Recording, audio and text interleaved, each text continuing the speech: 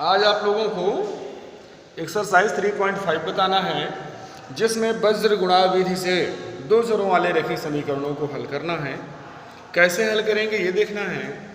सबसे पहले तो ये जानना है कि हमारा जो युगपत समीकरण होता है, दो चरों वाला रैखिक समीकरण, वो किस रूप का होता है। a1x plus b1y plus c1 बराबर 0। दूसरा क्या होता है, a2x plus b2y plus c2 बराबर 0। ये पहला समीकरण हो गया, ये दूसरा समीकरण हो गया। इस रूप के हमारे समीकरण होते हैं, ठीक, युगपत समीकरण। अब जब हमें वज्र गुणा विधि से हल करना है, तो हल करने के लिए करते क्या है, आप लोग थोड़ा ध्यान से समझेंगे। यहाँ पर सबसे पहले x y और 1 रखेंगे, ठीक। एक चीज और ध्यान देना है कि बराबर के उस पर केवल 0 रखेंगे, बाकी सभी स्टेप स्टार रहेंगे। और चिन्ह सहित हमें ध्यान देना है। तो हम करते क्या है ये आप लोग समझेंगे। सबसे पहले हमें x वाला स्टेप देखना है। तो x वाला स्टेप देखने के लिए हम करेंगे क्या, इसको बंद कर देते हैं, ठीक है। और x के नीचे लिखेंगे, इसका इससे गुणा करेंगे b1c2 माइनस इसका इससे करेंगे b2c1, ठीक है। अब y ये बराबर होगा। अब y वाला स्टेप बंद करेंगे। अब यहां नीचे से गुणा करेंगे a2c1 माइनस इसका इससे करेंगे a1c2 बराबर। अब इसको बंद कर देंगे, 1 अपान करेंगे, फिर से ऊपर से नीचे आएगा a1b2 माइनस a2b1, ठीक। ऐसे हमें रखना है।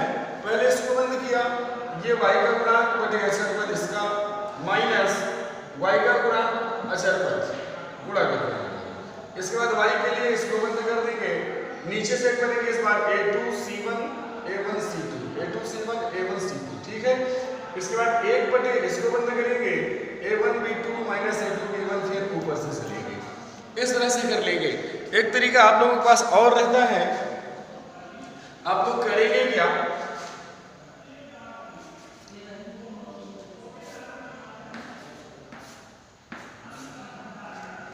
यहां पर आपको करना क्या है, b1 c1 c1 a1 a1 b1, इसके बाद b2 c2 c2 a2 a2 b2, ये कर लेना है क्रम से।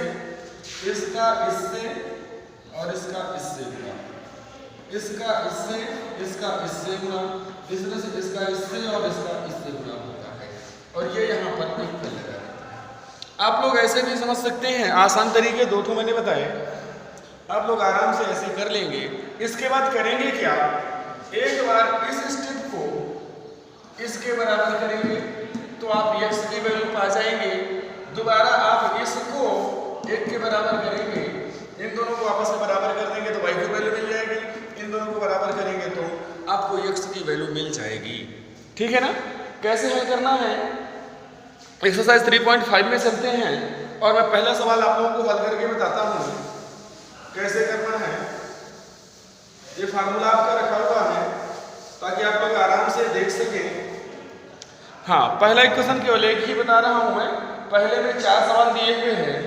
निम्न रैखिक समीकरणों के युग्मों में से किसका एक अद्वितीय हल है, किसका कोई हल नहीं है, या किसके अपरिमित रूप से अनेक हल हैं। केवल अद्वितीय हल की स्थिति में उसे वज्र गुणा विधि द्वारा ज्ञात कीजिए। अगर अद्वितीय हल मिलेगा तब, नहीं तो नहीं करना है। तो पहले हमें चेक भी करना होगा अद्वितीय हल होगा या नहीं। अगर अद्वितीय हल मिल रहा है तो हल करेंगे, नहीं तो नहीं हल करेंगे, ठीक है ना। जो प्रश्न में कह रहा है हमें वही करना है। तो पहला रखा हुआ, पहले का पहला हम नजर डालें। ये रखा हुआ है x minus 3y minus 3 is equal to 0, x minus 3y minus 3 equal to 0, ये पहला इक्वेशन रखा है। दूसरा रखा है 3x minus 9y minus 2 equal to 0, ये रखा हुआ है दूसरा समीकरण। इसकी तुलना हम करेंगे a1x plus b1y plus c1 बराबर 0 से। इसकी तुलना करनी है। a1 की वैल्यू कितनी मिलेगी, a1 is equal to 1, b1 is equal to -3, c1 is equal to -3। अब इसकी तुलना हम करेंगे a2x plus b2y plus c2 बराबर 0 से, तो a2 की वैल्यू कितनी मिली 3, b2 इज इक्वल टू क्या मिला -9, c2 इज इक्वल टू -2 मिलेगा। अब हम a1 अपान a2 ज्ञात करेंगे, कितना आया a1 1/3 आ गया। फिर b1 अपान b2 ज्ञात करेंगे, कितना आया -3/-9 यानी 1/3 आ जाएगा। इसके बाद c1 अपान c2 ज्ञात करेंगे तो -3/-2 यानी 3/2 आएगा। हम क्या देख रहे हैं, हमें क्या मिला a1 upon a2 is equal to b1 upon b2 is not equal to c1 upon c2। इसका मतलब क्या होता है, मैंने आप लोगों को बताया था कि इसका मतलब है कि इस समीकरण का कोई हल नहीं है, बताया था, क्योंकि ये दोनों रेखाएं क्या होंगी, परस्पर समांतर होंगी, तो इसका कोई हल नहीं है। मतलब ये सवाल हमें नहीं हल करना है, ठीक है। नेक्स्ट क्वेश्चन देखते हैं, दूसरा पार्ट इसी का दिया हुआ है हमारे पास 2x plus Y is equal to 5, 2x plus Y is equal to 5, और दूसरा इक्वेशन दिया है 3x plus 2y is equal to 8, 3x plus 2y is equal to 8, ठीक है ना। इसको हल करना है तो सबसे पहले तो हमें वही करना होगा, a1 upon a2, b1 upon b2, c1 upon c2 check करना है। तो हम यहाँ पर पाएंगे, मैं आप लोगों को डायरेक्ट बता रहा हूँ, आप लोग यहाँ पाएंगे a1 upon a2 is equal to 2/3 और b1 upon b2 is equal to क्या मिल जाएगा 1/2, यानी कि हमें क्या मिला a1 upon a2 is not equal to b1 upon b2, ठीक। c1 अपान c2 तक हमें पहुंचने की आवश्यकता ही नहीं पड़ रही इसमें। यहां से हमें पता चल जा रहा है कि इस समीकरण निकाय का एक अद्वितीय हल होगा, क्योंकि a1 upon a2 is not equal to b1 upon b2। मतलब इसे हमें हल करना होगा वज्र गुणा विधि से। तो वज्र गुणा विधि से तुलना भी कर सकते हैं, डायरेक्ट भी हल कर सकते हैं। तो सबसे पहले हम क्या करेंगे, तुलना करेंगे। तो यहाँ से अगर देखा जाए तो a1 इज इक्वल टू, पहले पक्षांतर करना होगा, आपको मैंने बताया था, ये तो आप लोगों ने देख लिया। अब पहले पक्षांतर करना होगा, तो पहला समीकरण 2x plus Y minus 5 equal to 0 हो जाएगा। हम लिखेंगे कि तुलना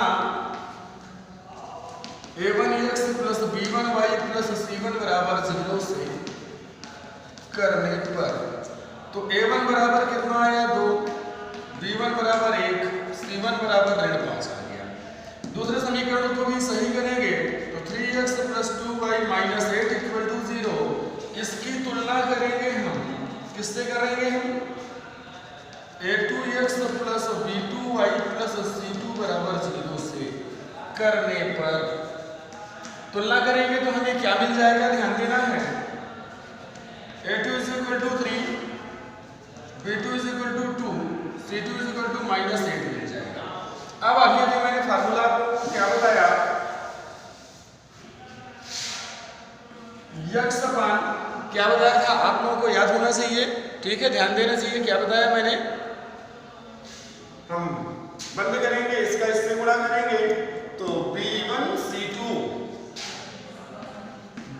c2 minus b2 c1 is equal to y upon, फिर इसको बंद करना है, फिर से गुणा करना है, a2 c1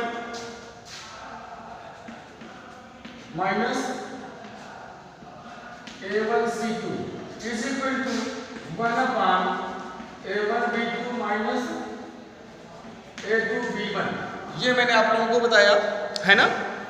तो अब रख देते हैं, यानी कि हमें क्या मिलेगा, x अपान b1 c2, ठीक है ना, b1 c2 माइनस 8 हो जाएगा। गुणा कर लेंगे, मल्टीप्लाई कर लेंगे डायरेक्ट, ठीक है ना, मैं डायरेक्ट गुणा कर रहा हूं। इसके बाद b2 c1, तो b2 और c1 5 दूनी 10, माइनस का 10 होगा तो माइनस माइनस प्लस हो जाएगा, बराबर y बटे a2 c1 5 टाइम 15 हो जाएगा, माइनस का 15 माइनस a1 c2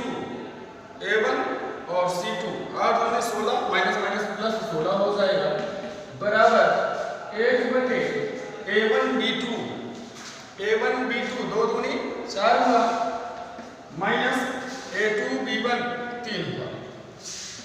यानी कि ये सॉल्व कर दें तो क्या मिलेगा x/2 is equal to y/1 is equal to 1/1।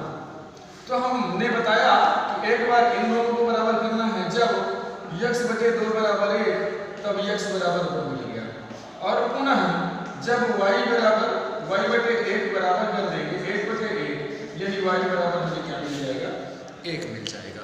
इस तरह से वज्र गुणा विधि से हमने दो चरों वाले रैखिक समीकरण को हल कर दिया और उसका सॉल्यूशन ज्ञात कर लिया।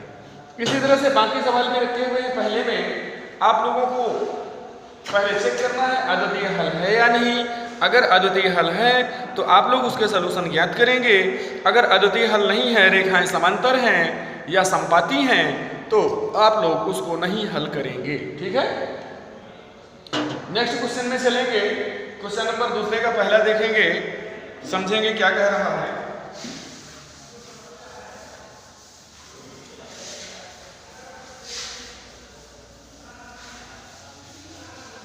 अब किस टाइप के और क्वेश्चन कर सकता है ये आप लोगों को दूसरे के पहले में देखने को मिल रहा है। दिया हुआ है a और b के किन मानों के लिए निम्न रैखिक समीकरणों के युग्म के अपरिमित रूप से अनेक हल होंगे। अपरिमित रूप से अनेक हल होंगे, है ना। तो पहला क्वेश्चन है 2x + 3y = 7 दिए हुए हैं। फिर दिया हुआ है a - b × x plus a + b × y = 3a + b - 2 दिया हुआ है। ठीक है, सॉल्व करते हैं। पहले समीकरण नंबर 1 को सही करेंगे, है ना। समीकरण 1 से क्या मिलेगा 2x + 3y - 7 = 0। तो इसकी तुलना हम किससे करेंगे a1x + b1y + c1 = 0 से तुलना करेंगे। ठीक है, तो a1 बराबर कितना आ गया 2 रखा है, b1 बराबर 3 रखा है और c1 बराबर -7 रखा हुआ है। दूसरा समीकरण भी सही करेंगे। समीकरण 2 से हमें ध्यान देना है क्या मिल रहा है a - b × x plus a + b × y minus पूरा ब्रैकेट में रख देते हैं 3a + b - 2 = 0। ठीक, इसकी तुलना किससे करनी है a2x + b2y + c2 = 0 से तुलना करनी है। ठीक है, तो तुलना करते हैं तो a2 = कितना मिला a - b, b2 = कितना मिला a + b और c2 कितना मिल जाएगा माइनस का 3a + b - 2। ये c2 की वैल्यू मिल गई। अब क्या कह रहा है समीकरण के अपरिमित रूप से अनेक हल हैं, तो हम लिख देंगे चूंकि समीकरण निकाय के अपरिमित रूप से अनेक हल हैं, इसलिए अनेक हल होने की शर्त क्या होती है आप लोगों को याद होगा a1/a2 = b1/b2 = c1/c। यही होता है। तो एक बार इन दोनों को बराबर करेंगे।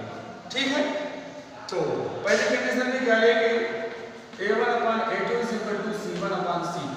यानी कि a1 की वैल्यू कितनी आई 2/a2 की वैल्यू a - b = c1 कितना आया है आपका -7 c2 कितना आया है माइनस का 3a + b - 2 रखा हुआ है। ये माइनस कैंसिल हो जाएगा तो इसका गुणा कर देंगे, यानी कि 2 × 3a + b - 2 = 7a - b। यानी कि हम इसको क्या करेंगे गुणा करेंगे तो 6a + 2b - 4 = 7a - 7b। 75 कर देते हैं, एक तरफ कर लेते हैं सबको, इसको इधर उठा लाएंगे तो हमें क्या मिल जाएगा घटा लेते हैं सीधे -a 7 + 9b minus 4 equal to 0। ये एक समीकरण मिलेगा, समीकरण नंबर 3 डाल देते हैं। ठीक है, अब क्या करेंगे, अब इन दोनों को बराबर करेंगे। b1 upon b2 is equal to c1 upon c2। तो b1 की वैल्यू क्या है आपके पास 3 अपॉन b2 की वैल्यू क्या है a plus b is equal to c1 तो वही -7 है और c2 में -3a प्लस b -2 रखा हुआ है। ये माइनस माइनस कैंसिल हो जाएगा, फिर से गुणा हो जाएगा, यानी कि हमें क्या मिलेगा 3 × 3a plus b -2 is equal to 7 × a plus b हो जाएगा। अब इसको कैलकुलेट करेंगे, 3 का गुणा करेंगे तो हमें क्या मिलेगा 9a प्लस 3b -6। 3 का गुणा करने पर is equal to 7a plus 7b। फिर बच्चांतर कर देंगे तो कितना हो जाएगा 2a minus 4b minus 6 is equal to 0। इसमें 2 का और भाग देना चाहो तो दे सकते हो, तो क्या हो जाएगा a minus 2b minus 3 equal to 0। ये समीकरण नंबर 2 है, 2 नहीं कहेंगे, समीकरण नंबर 4 में देंगे। और तीसरा आपके पास क्या है -a plus 9b minus 4 equal to 0। ये समीकरण नंबर 3 है। अब इन दोनों समीकरणों को आपको हल करना होगा, ठीक है ना। तो दोनों को जोड़ देते हैं तो ये कैंसिल हो जाएगा, यहां से क्या मिलेगा 7b माइनस 7 इक्वल टू 0, यानी 7b इज इक्वल टू 7, यानी b is equal to 7 upon 7 यानी कि 1। b की वैल्यू कितनी होनी चाहिए, अगर अपरिमित रूप से अनेक हल चाहिए तो b बराबर 1 होना चाहिए। ठीक है, अब हम क्या करेंगे, समीकरण 3 में b का मान रखने पर, b का मान रखेंगे तो a माइनस 2 करे b का मान a माइनस 3 बराबर 0, यानी a ऋण 2 ऋण 3 बराबर 0, यानी a ऋण 5 बराबर 0, यानी a बराबर कितना मिलना चाहिए 5 मिलना चाहिए। इस तरह से आप लोगों को चेक करना होगा कि किस कंडीशन में अपरिमित रूप से कोई हल है या नहीं है, क्या वैल्यू होनी चाहिए। तो इस टाइप के सवाल ऐसे हल करेंगे। ठीक है, इसी में दूसरा सवाल दिए हुए हैं आप लोगों को, दूसरे का दूसरा मैं आप लोगों को बता रहा हूं। अब मैं डायरेक्ट तुलना करूंगा, अभी तो मैं लिख के तुलना कर रहा था ना, अब लिखूंगा नहीं। ठीक है, अब मैं डायरेक्ट तुलना करके आगे सॉल्यूशन बताऊंगा आप लोगों को, थोड़ा सा सावधानी से समझिएगा। पहला क्वेश्चन दिए हुए है, दूसरे का दूसरा part 3x plus y is equal to 1।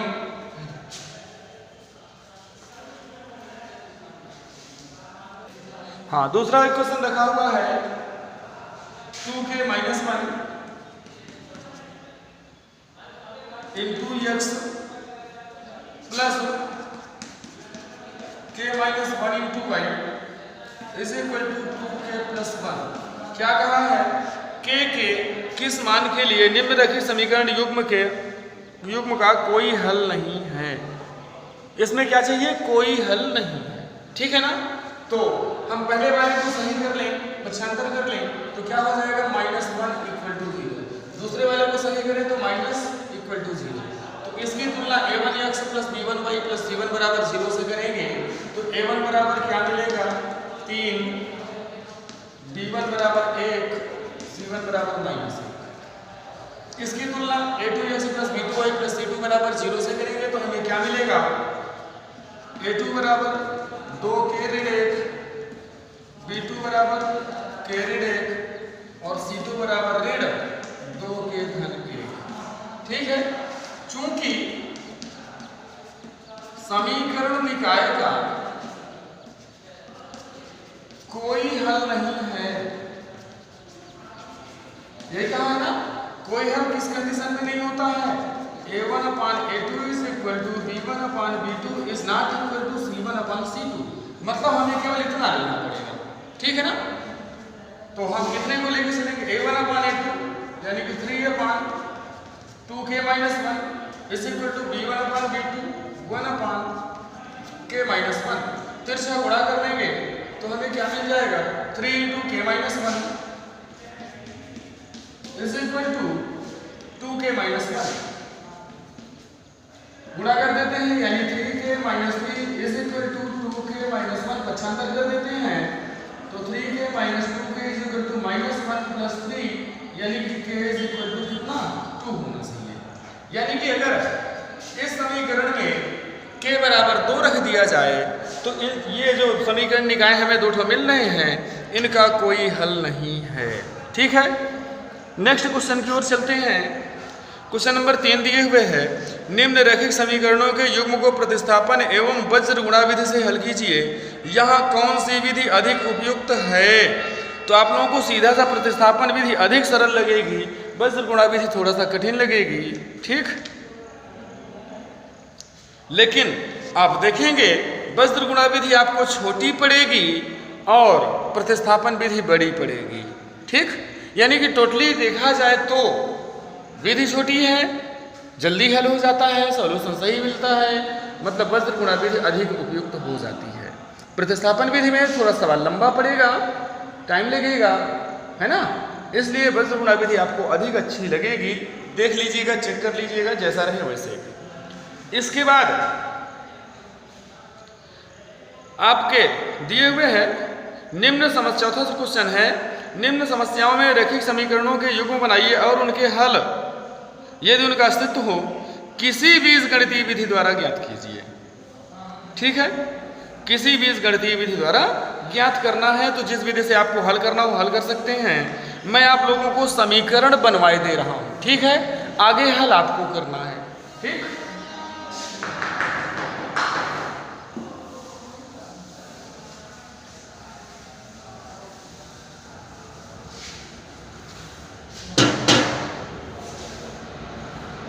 हाँ, सवाल नंबर 4 का पहला दिए हुए हैं, एक छात्रावास के मासिक व्यय का एक भाग नियत है तथा यह इस पर निर्भर करता है कि छात्र ने कितने दिन भोजन किया। एक विद्यार्थी ए को जो 20 दिन भोजन करता है 1000 देना पड़ा। ठीक, और जबकि विद्यार्थी बी को 26 दिन के लिए 1180 रुपये अदा करने पड़ते हैं। नियत व्यय और प्रतिदिन के भोजन का मूल्य ज्ञात कीजिए, है ना। तो नियत व्यय मान लेंगे, चौथे का पहला है, माना नियत व्यय बराबर 100 रुपये और प्रतिदिन भोजन का व्यय, प्रतिदिन भोजन का व्यय बराबर वायु। तो ए के लिए देखो क्या हो रहा है, 100 रुपये नियत व्यय देगा प्लस कितने दिन वो भोजन करता है, 20 दिन भोजन करता है। तो 100 रुपये नियत वेतन नियत व्यय तो देना है। इसके बाद 20 दिन का भोजन 20 वाई हो जाएगा, बराबर कितना दिया उसने 1000। ये पहला समीकरण। अब बी के लिए ध्यान दें, तो बी के लिए नियत व्यय 1 देना है प्लस 26 दिन उसने भोजन किया। कितने दिन, 26 दिन। 26 दिन का 26 वाई हो गया, कुल मिलाकर के उसने 1180 रुपये दिए। ये हो गया दूसरा समीकरण। अब इन दोनों समीकरणों को जो विधि आपको उपयुक्त लगे उस विधि से आप लोग हल कर सकते हैं। ठीक है, मैं दूसरा पार्ट बताऊंगा।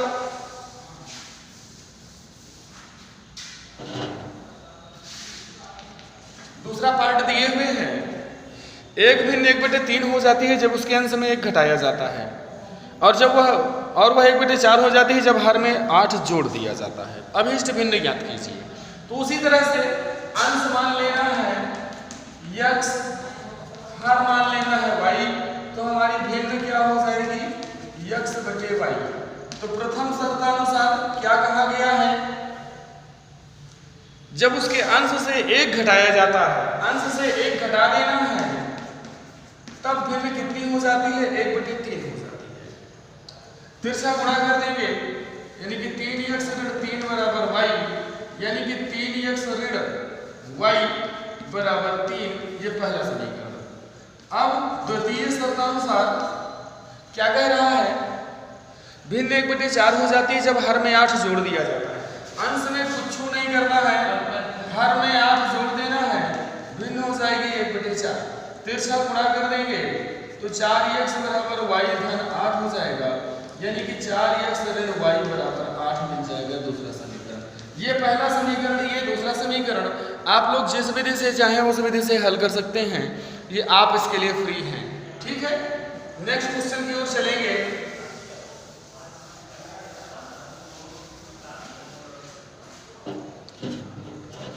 यश ने एक टेस्ट में 40 अंक अर्जित किए जब उसे प्रत्येक सही उत्तर पर 3 अंक और अशुद्ध उत्तर पर 1 अंक की कटौती की गई। यदि उसे सही अंक पर 4 अंक मिल सही उत्तर पर 4 अंक मिलते, अशुद्ध उत्तर पर 2 अंक कटते तो यश 50 अंक अर्जित करता। टेस्ट में कितने प्रश्न थे, है ना? तो हम सीधा सा कर लेंगे। माना सही प्रश्न यक्स और जो गलत किया उसने वो वाई, तो कुल प्रश्न कितने हो गए? यक्स प्लस वाई हो गए कुल प्रश्न। ठीक है, फिर क्या किया उसने? प्रत्येक सही उत्तर पर 3 अंक, तो कुल कितने? 3 यक्स, और गलत उत्तर पर अशुद्ध उत्तर पर 1 अंक की कटौती यानी वाई, तब भी उसको कितने मिले? 40 नंबर पा लिया। ठीक है, यदि उसे सही उत्तर पर 4 अंक मिलते द्वितीय शर्तानुसार और गलत उत्तर पर 2 अंक काटे जाते, तब उसको कितने मिलते? 50 अंक मिलते। ये दूसरा इक्वेशन मिल गया।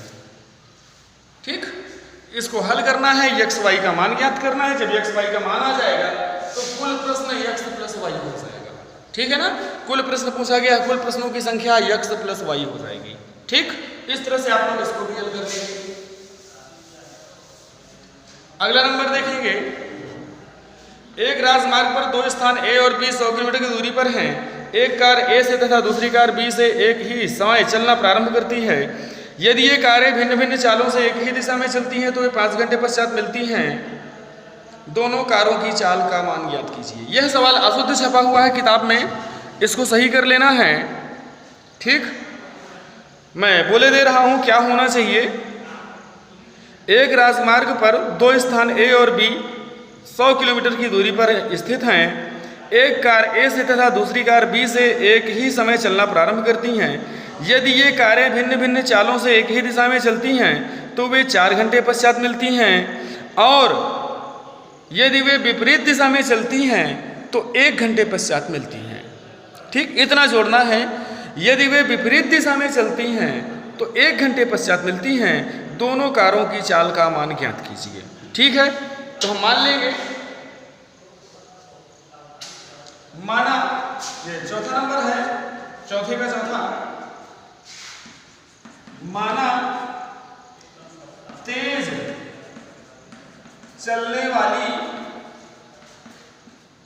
कार की चाल बराबर यक्स किलोमीटर प्रति घंटा और धीमी चलने वाली कार की चाल बराबर वाई किलोमीटर प्रति घंटा।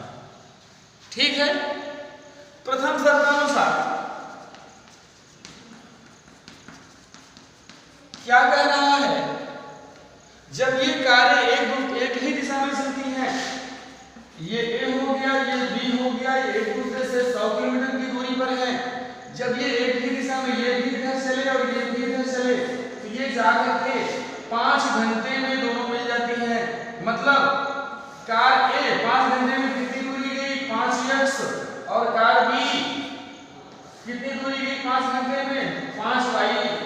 ठीक है ना? और ये दोनों जाकर के यहाँ मिल गई। तो हम देख रहे हैं ए से चलने वाली कार बी से चलने वाली कार से कितनी अधिक दूरी तय करती है? 100 किलोमीटर। कितने समय में? उतने ही 5 घंटे में। इसका मतलब इसके द्वारा चली गई दूरी इसके द्वारा चली गई दूरी से कितना अधिक है? 100 किलोमीटर अधिक है। इसका मतलब क्या हो जाएगा? ए द्वारा चली गई दूरी 5 घंटे में माइनस बी द्वारा चली गई दूरी 5 घंटे में, इन दोनों का अंतर आया 100। प्रथम शर्तानुसार।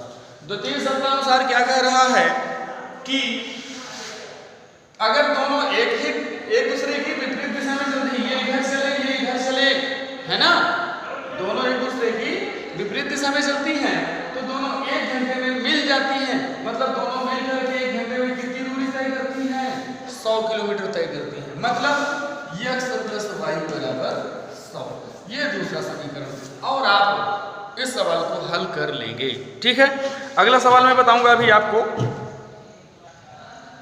अगला क्वेश्चन दिए हुए हैं, एक आयत का क्षेत्रफल 9 वर्ग इकाई कम हो जाता है यदि उसकी लंबाई 5 इकाई कम कर दी जाती है और चौड़ाई 3 इकाई बढ़ा दी जाती है। ठीक, यदि हम लंबाई को 3 इकाई और चौड़ाई को 2 इकाई बढ़ा दें तो क्षेत्रफल 67 वर्ग इकाई बढ़ जाता है। आयत की विमाएं ज्ञात कीजिए। विमाएं यानी लंबाई और चौड़ाई।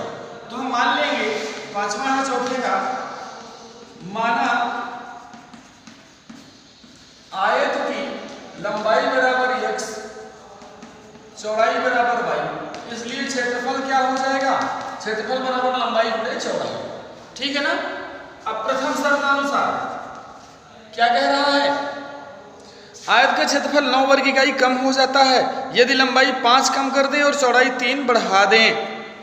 क्या करना है, लंबाई 5 कम कर दिया, चौड़ाई 3 बढ़ा दिया, तो क्षेत्रफल क्या हो जाता है, 9 वर्ग इकाई कम हो जाता है। यानी जो पहले क्षेत्रफल है उससे 9 कम हो जाता है। गुणा करो, क्या हो जाएगा, xy minus 5y plus 3x minus 15 बराबर xy माइनस 9। तो xy से xy कैंसिल, क्या बचा, 3x माइनस 5y बराबर माइनस 9 प्लस 15, यानी बचेगा 3x अगर 5y बराबर 6। ये पहला समीकरण बन गया। अब द्वितीय शर्तानुसार क्या कहा है, दूसरी शर्त ध्यान देनी है। यदि लंबाई को 3 इकाई और चौड़ाई को 2 इकाई बढ़ा दें, नई लंबाई कितना कर दें, 3 इकाई बढ़ा दें, चौड़ाई 2 इकाई बढ़ा दें, y प्लस 2 कर दें, तो नया क्षेत्रफल जो हो जाता है वो पहले से 67 वर्ग इकाई अधिक हो जाता है। ठीक है ना।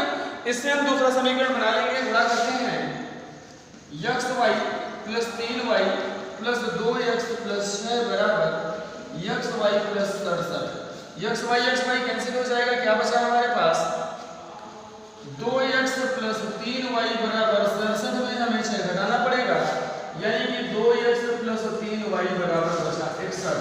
ये समीकरण नंबर 2 हो गया। समीकरण नंबर 1 ये रखा है। ठीक है ना। दोनों समीकरण बन गए। अब आप लोगों को इन दोनों समीकरणों को हल कर लेना है। आपको आयत की लंबाई और चौड़ाई मिल जाएगी, x और y के मान मिल जाएंगे। तो इस तरह से मैंने आप लोगों को वज्र गुणा विधि बताया और कुछ इबारती प्रश्न बताए। ठीक है ना। आप लोग अच्छी तरह से अभ्यास कीजिए, वीडियो ज़रूर देखिए, क्योंकि बहुत से लोग वीडियो नहीं देखते हैं। नहीं देखना कोई बात नहीं, ना देखिए बेटा, आप लोगों की मर्जी। मैंने बता दिया, मेरा काम कर दिया, मेरा काम है पढ़ाना, मैंने आप लोगों को पढ़ा दिया है। ठीक है। वीडियो देखें, अच्छी तरह से पढ़ें, तैयारी करें, बोर्ड एग्जाम ज़रूर होना है। इस भ्रम में ना रहें कि स्कूल नहीं खुल रहा तो एग्ज़ाम नहीं होगा। ठीक है ना। अच्छी तरह से मन लगा के पढ़ाई करो आप लोग।